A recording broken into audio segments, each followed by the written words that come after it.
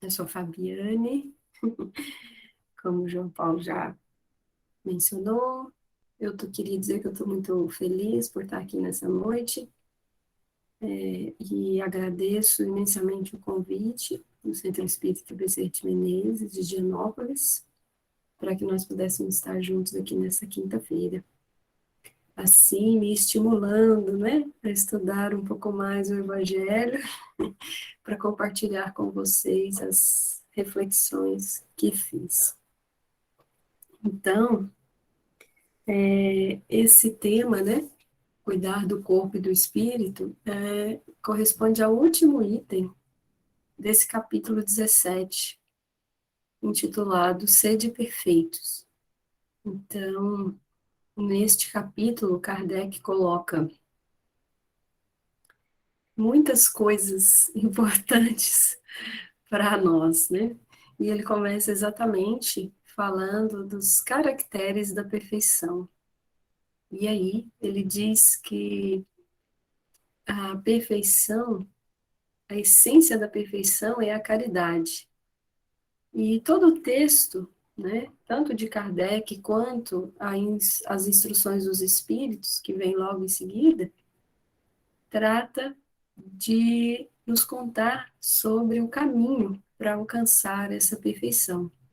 E aí, o mais curioso é que a razão também nos aponta, né, é que ele parte da ideia de uma fala do Cristo, quando Cristo diz que sede perfeitos como o vosso Pai, né, como Deus.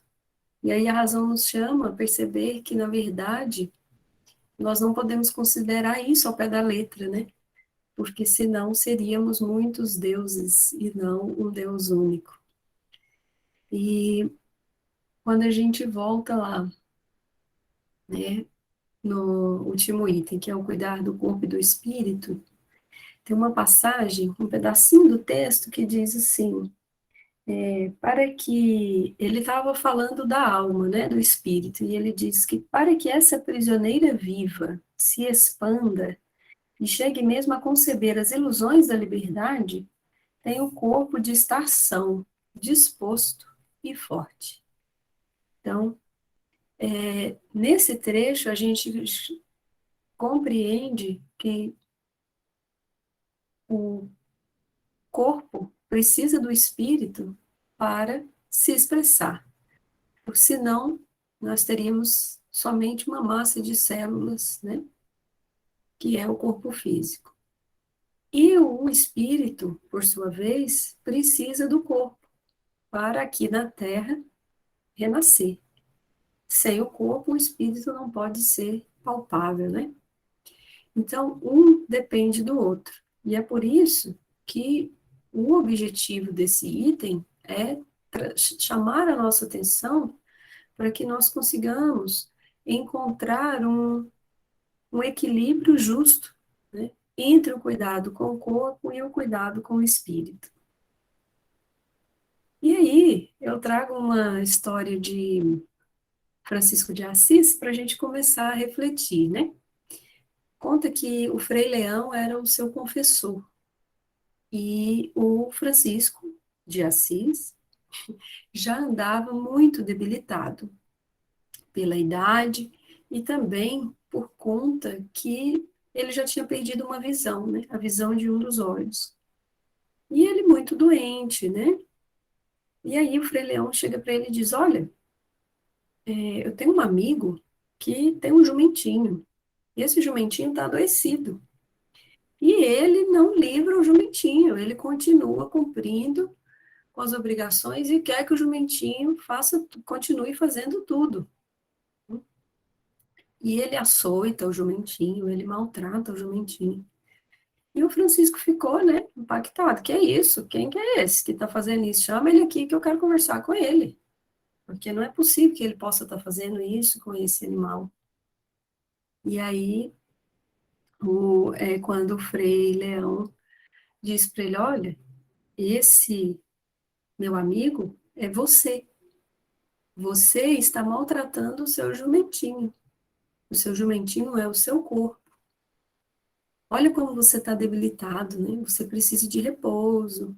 diminuir o ritmo das suas atividades, porque o seu corpo já não está suportando tantas obrigações.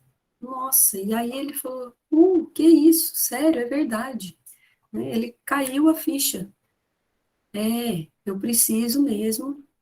E aí pede perdão, né? Ele pede perdão para o jumentinho. Oh, meu jumentinho, me perdoe, né? Por não ter percebido antes quão mal eu estava lhe fazendo. E é interessante pegar Francisco de Assis como referência aqui para a nossa reflexão, porque o texto do Evangelho menciona três perfis diferentes. Menciona os ascetas, os materialistas e os indiferentes. Então, quando você faz uma busca rápida no Google, né, quem eram os ascetas, exemplos de ascetas, a gente encontra lá alguns nomes bastante conhecidos. E aparece ali o Dalai Lama, aparece o Mahatma Gandhi, e aparece também Francisco de Assis. O que seria isso, né? Os ascetas seriam aquelas pessoas que se dedicam muito ao espírito, a ponto de, né, deixar o corpo à revelia. Então, os ascetas estão tão focados no corpo, no espírito, no progresso a partir do espírito, que eles desconsideram completamente o corpo. E como eu disse anteriormente, como a doutrina espírita vem nos colocando, né, não há como nós vermos separadamente corpo e espírito. E esse capítulo, né, dando uma voltinha ali por trás, nos itens anteriores, ele, depois que ele coloca, né, Kardec menciona lá os caracteres da perfeição, que é a partir da caridade, né, ele vai trazer um item que fala do homem de bem. E aí ele elenca vários pontos sobre o homem de bem. Provavelmente aqui todos conhecem, né? E um dos pontos desses vários que ele coloca ali é exatamente essa característica que a gente observa em Francisco de Assis, que é colocar à frente dos seus próprios interesses as necessidades do próximo. Essa é uma característica do homem de bem. Então, no meu ponto de vista, né, Francisco de Assis, na prática, seria um homem de bem, né, por inteiro, na íntegra, e não um asceta, porque provavelmente, né, como ele mesmo reconhece na história, que pede perdão ao corpo, né, e muda de atitude, foi apenas ali um deslize, né, de tão comprometido que ele estava com a sua jornada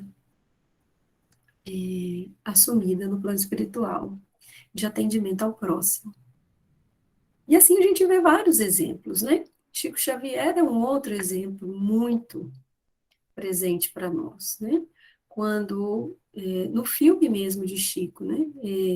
Está muito bem representado. Ele ainda era jovem, trabalhava, e o tempo que ele tinha para se dedicar ao trabalho era à noite.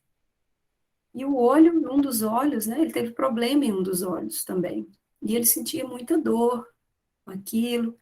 E, e aí eu acho que alguém fala para ele, né? Chico, você precisa parar um pouco com o trabalho, dar um tempo para se recuperar e tal. E ele, não, eu não posso. Eu ainda tenho outro olho. Eu preciso me dedicar ao trabalho.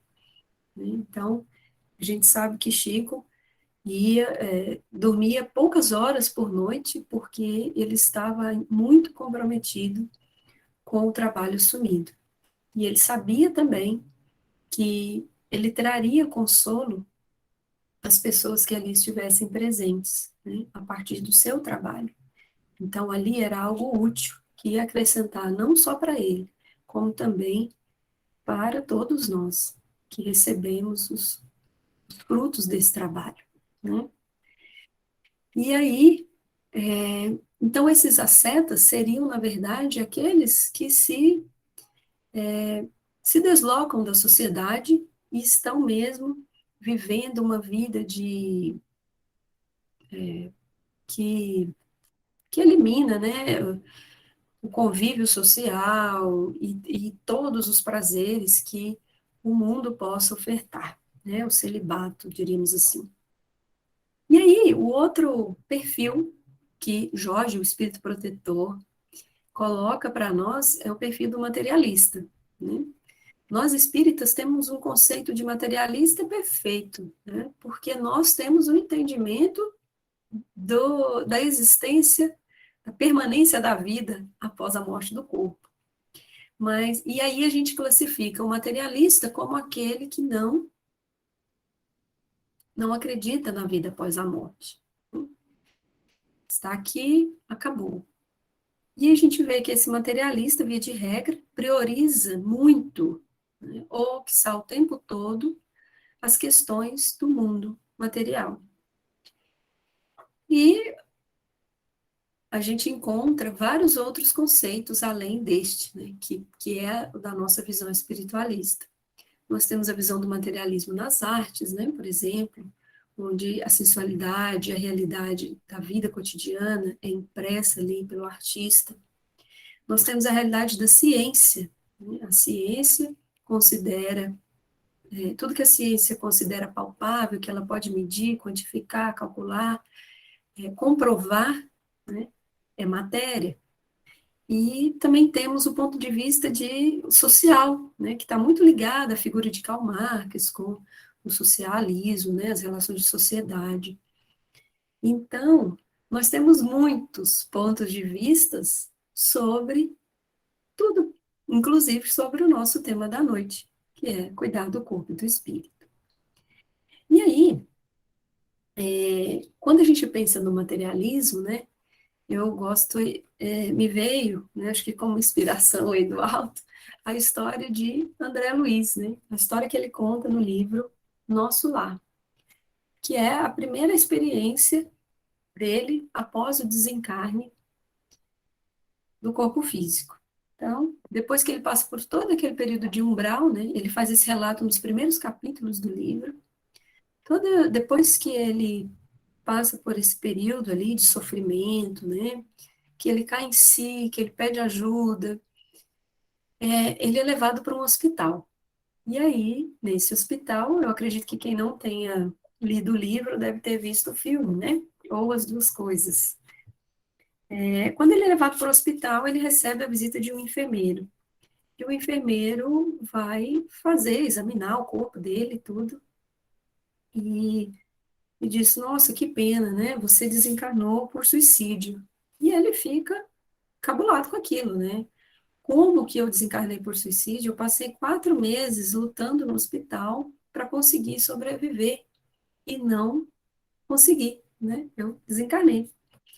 E aí o moço fala para ele, tudo bem, mas olha só, veja aqui, né? Chama ele para ver e refletir junto. Vai lá e mostra para ele a região intestinal.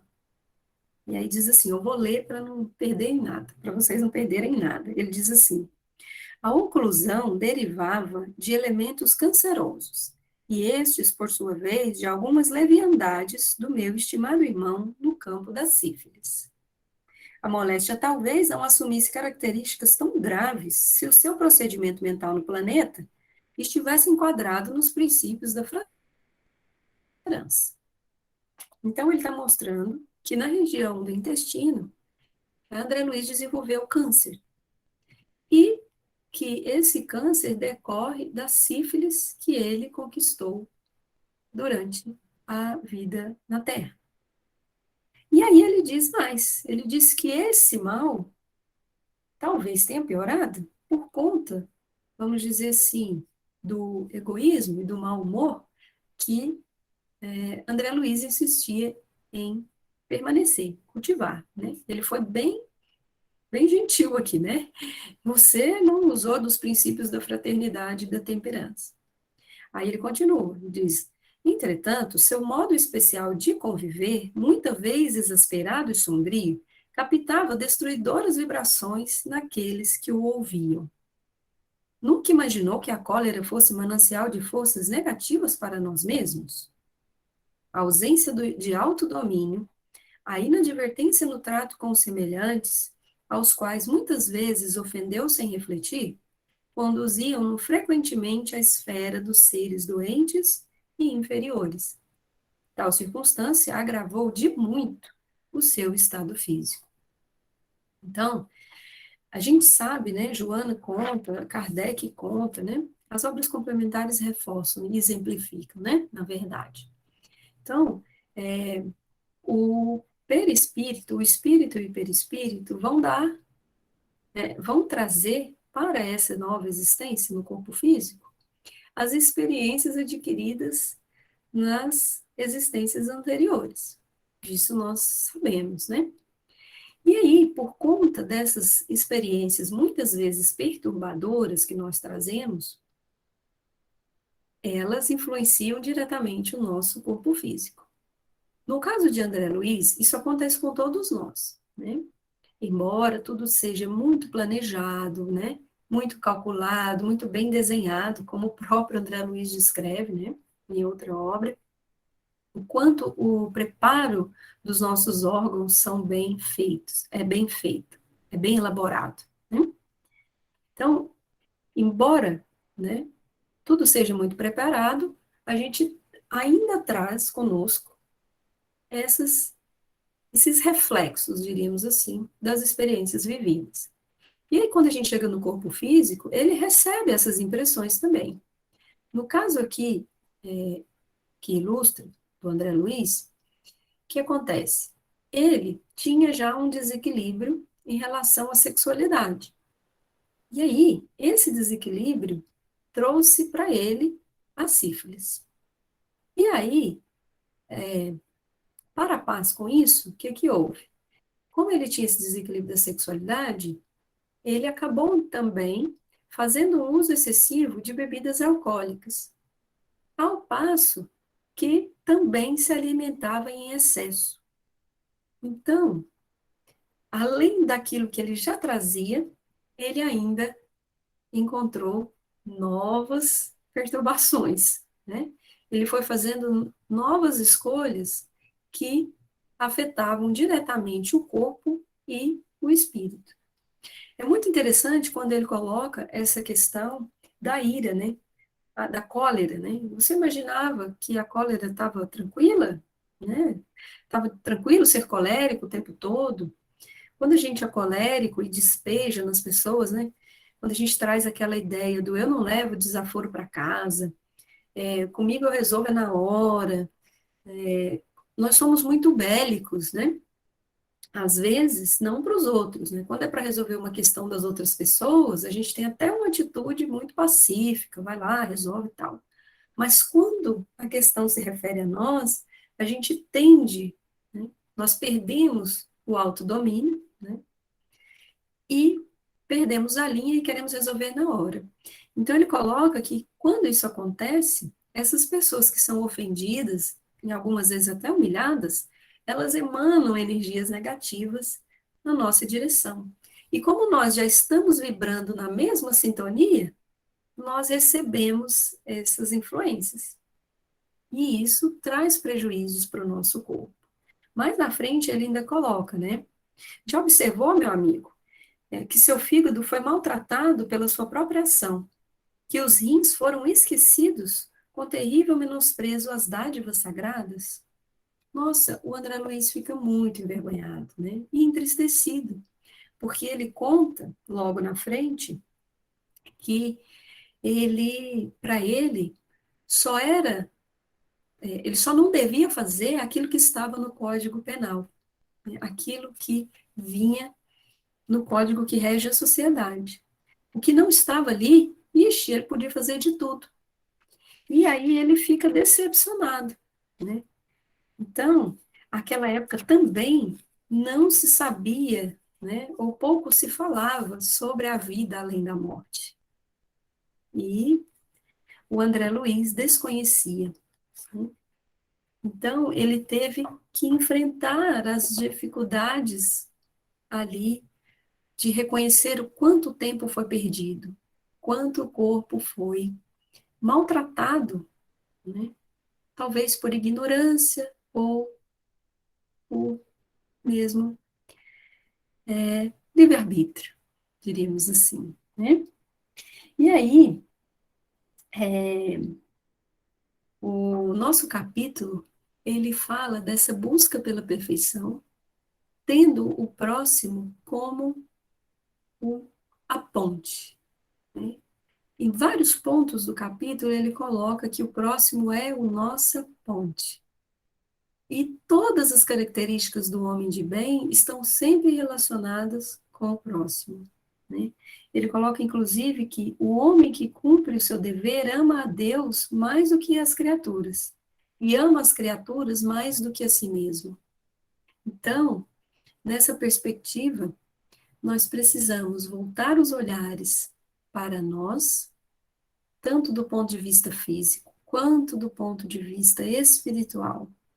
Do ponto de vista físico, o que é que nós podemos fazer para cuidar do nosso corpo? Algumas coisas a gente faz com tranquilidade, né? O asseio do corpo, por exemplo, é uma coisa que acho que é tranquila para todo mundo, né? Quem mora no Tocantins, então, aí que, né?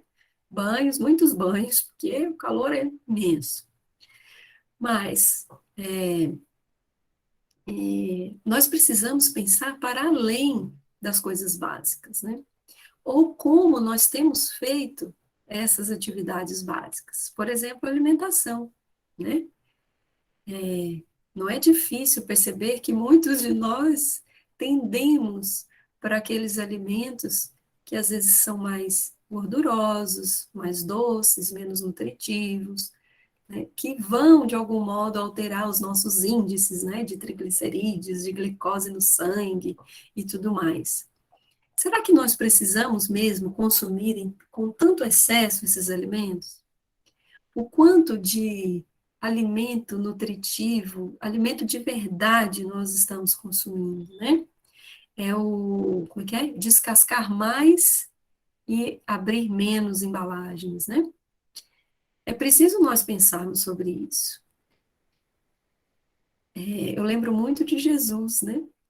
Porque ele dizia que comia para viver e não vivia para comer, né? Seu Ademar, que vocês devem conhecer também, já deve ter passado por aqui, gosta muito de lembrar disso, né? Nós precisamos comer menos, né? Trabalhar mais. E, para além da alimentação adequada, que nós devemos ofertar ao nosso jumentinho, também existem as atividades físicas, né, que são extremamente importantes. Não há profissional da saúde hoje que não indique atividade física, e indica até mesmo para as pessoas enfermas, né? Os fisioterapeutas estão aí para nos mostrar isso, né? É preciso nos exercitar, manter os músculos, né? O tônus muscular e tudo mais. Porque, além disso, as atividades físicas liberam hormônios do prazer, que vão trazer, aumentar os níveis do nosso sangue e, com certeza, diminuir os níveis dos hormônios do estresse, né? E, aliado às atividades físicas, aparecem também o contato com a natureza, porque o contato com a natureza, nós estamos absorvendo os fluidos benditos que as plantas, os vegetais emanam para o equilíbrio do planeta. Então, nós precisamos também dedicar algum momento para isso, né? Ao invés de ir passear na loja, na rua, procurar um espaço onde nós possamos colocar os pés no chão, sentir a areia, a terra, a água do rio, né, as folhas secas, é extremamente importante. Além disso, também o toque, né? O abraço do qual nós ficamos privados durante esse período pandêmico, agora já um pouco mais flexíveis, né? A gente quer sair abraçando todo mundo que encontra, assim, de muito tempo, que não encontra há muito tempo, porque o toque, né? O abraço, o aconchego, o afeto, é também extremamente importante para o equilíbrio do nosso corpo físico. Outros fatores que a gente poderia mencionar também é o sono, né? O sono, inclusive aqui, colocado na história do Chico, né? Chico dormia pouco. Ele empregava o seu trabalho durante a madrugada, né? Durante muito tempo ele fez isso. E ele dormia pouco, apenas o necessário para o descanso mínimo, né? Do corpo e do espírito. E aí a gente, ao invés de aplicar o nosso tempo de madrugada em uma coisa útil, realmente útil, né? Que vá atender ao nosso próximo, ou a nós mesmos, dependendo daquilo que seja, né? A gente prefere ficar vendo coisas que não são tão úteis e que não acrescentam tanto assim, né? Agora, nesse momento tão tecnológico, né? Que as telas nos atraem. É claro que a depender daquilo que a gente está vendo, né? Porque existem muitos filmes, séries e documentários que são valorosos do ponto de vista cultural. Mas o que em termos práticos isso acrescenta de fato, né? Para mim e para o meu próximo?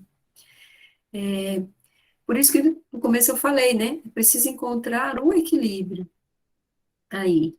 Também não estou falando que não pode, gente, por favor. Não estou proibindo nada, né? São só reflexões, provocações para que a gente vá abrindo os olhos para algumas coisas que às vezes a gente não percebe, né? Como Francisco de Assis, que estava maltratando o seu burrinho, sem perceber. E é importante também a gente ter consciência de que se, é assim, a Organização Mundial de Saúde diz que saúde não é só ausência de doença. A saúde pressupõe três itens, né? Três fatores, que é o equilíbrio psicológico, o equilíbrio orgânico e o equilíbrio econômico, acredita?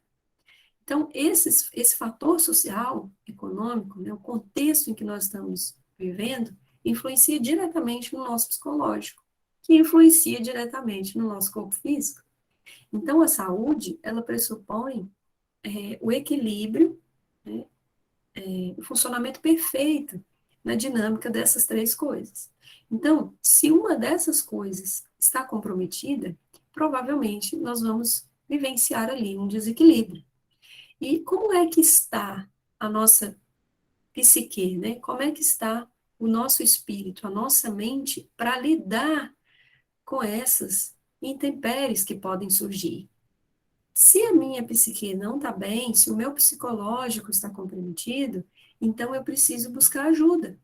Se sozinho eu não estou conseguindo encontrar respostas para aquela situação que está acontecendo, eu preciso de alguém que me ajude a pôr luz nisso. Isso não é vergonha para ninguém, né? Isso é sim uma necessidade de todos nós. Né? Em algum momento a gente vai ter que dividir isso com alguém. E o quanto é importante, né, falar dessas dificuldades, falar com alguém, porque enquanto a gente fala, a gente ouve e a gente vai processando isso. Então, falar é extremamente importante, seja para um profissional, ou seja para alguém com quem você possa se abrir e trocar essas ideias, né? E aí, o Jorge termina o capítulo dizendo que de nada adianta nós punirmos o nosso corpo físico achando que a gente vai alcançar evolução espiritual com isso. Esse período de quaresma é um exemplo muito comum, né? Eu tenho vários colegas de trabalho que estão ali, eu estou sem beber café, eu estou sem comer chocolate, eu estou sem, né? Por quê? Porque estou na quaresma. Ué, mas, né?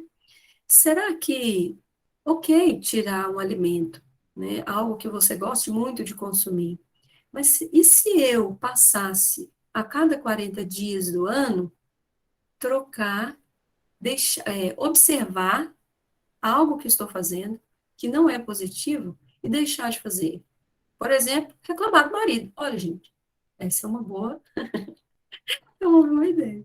Então, se passa 40 dias sem reclamar do seu marido, passa 40 dias sem falar mal da vizinha, né? Sem falar mal do chefe, sem brigar com o chefe, ou tentando tratar melhor a sua criança, quebrando um ciclo de violência que a gente vem repetindo por tantos anos, né?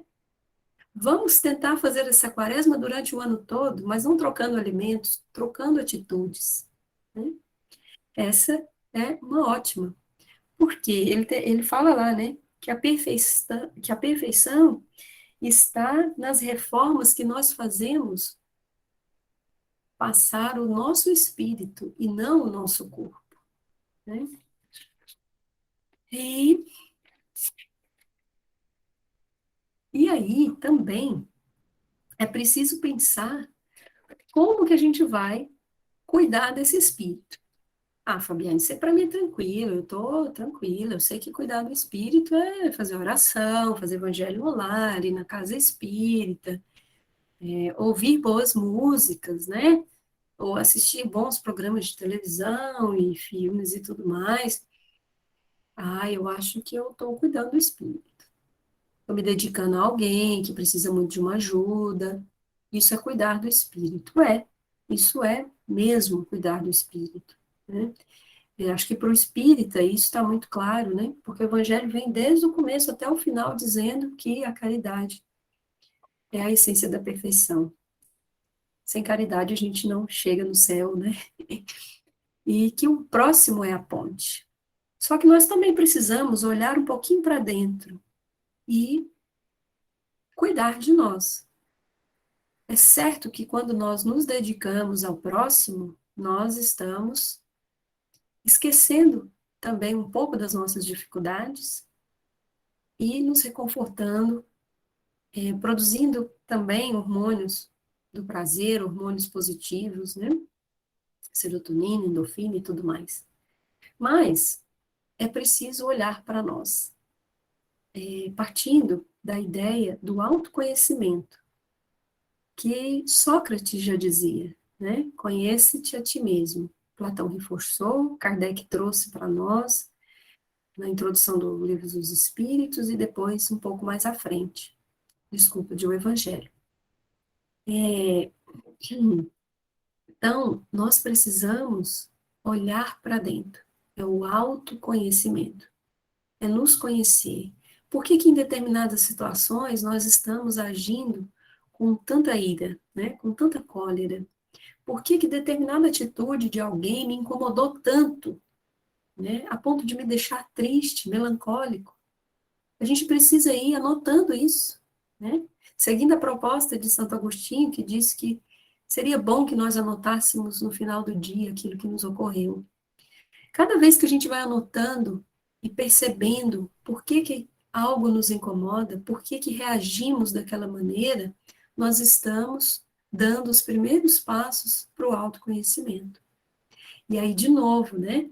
Kardec coloca, acho que não é Kardec mais, acho que já são os espíritos, no, quando fala dos bons espíritas. Né? Os bons espíritas são reconhecidos pelo o esforço que faz em domar suas inclinações más. E aí estamos, né?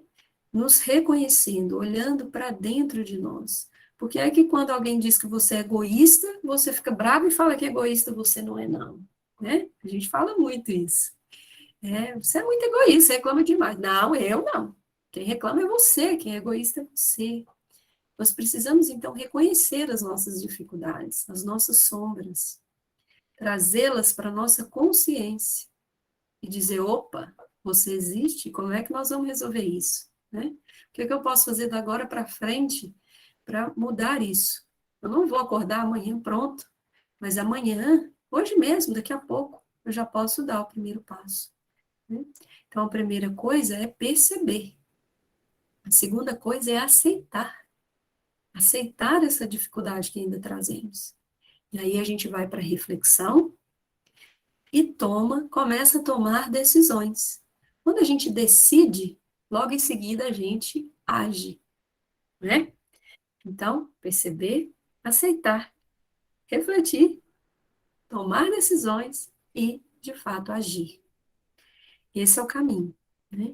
E assim, esse é um caminho para ser feito também com muito alto amor, né? Zelando por nós, indo até onde nós conseguimos, tendo um autocuidado, sem romantismo, né? Porque às vezes a gente acha que, nossa, a vida está assim, tal situação está acontecendo, mas está tudo bem, está tudo ótimo, né? É um positivismo romântico, né? Uma positividade, melhor dizendo, uma positividade muito romântica, que às vezes não cabe, né? Então, ok, essa situação está acontecendo, e como é que eu estou agindo diante disso, né? Quais decisões eu estou tomando diante disso? Tá bom, não tá? Quais são as perspectivas, né? Cuidando de nós mesmos, porque nós só poderemos, ou melhor, nós só encontraremos, veremos e entenderemos de fato o outro como a ponte que nos liga a Deus, se nós tivermos essa percepção interna sobre nós mesmos, né? E, e é aí que então começa a famosa, conhecida reforma íntima. Nós vamos, então, mudando, tentando mudar aos poucos, né? E aí, meus irmãos, é para isso que a doutrina espírita, é por isso que a doutrina espírita é essa caixinha de ferramentas onde nós encontramos, né, muitas possibilidades de mudar de atitude, né? Porque a doutrina espírita, o Evangelho de Jesus, só vão fazer diferença nas nossas vidas quando de fato nós vivenciarmos, né? Nós precisamos viver, nós precisamos colocar em prática. Como disse, né? Num esforço permanente, num esforço constante. Mas é preciso dar o primeiro passo, né?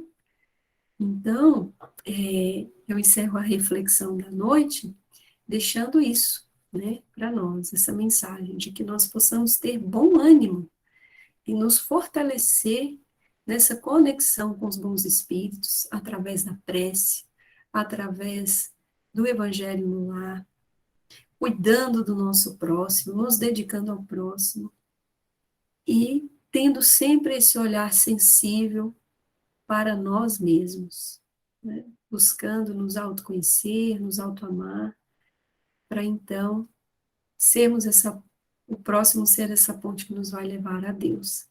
E o cuidado com o corpo e o espírito está exatamente aí, né? O que eu faço de positivo, o que a minha mente trabalha de positivo, de útil, acrescenta, traz benefícios ao meu corpo físico. Um é reflexo do outro, sempre. Então, cuidar do corpo e do espírito está para além do comum diário que nós fazemos. É preciso refletir, mudar atitudes frente a isso. Uma boa noite, espero que vocês tenham absorvido algo útil nesta noite.